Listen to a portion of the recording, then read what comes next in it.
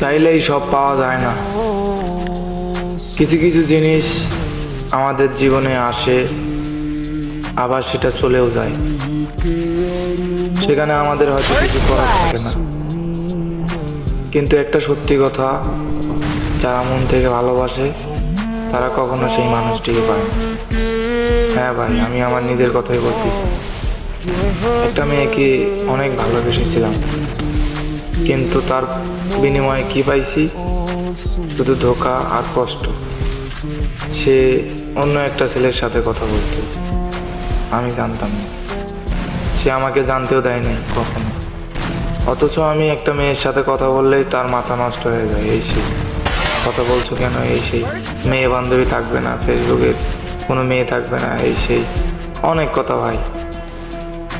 তারপরে এগুলা এগুলা ভাই মাইনা নিছি।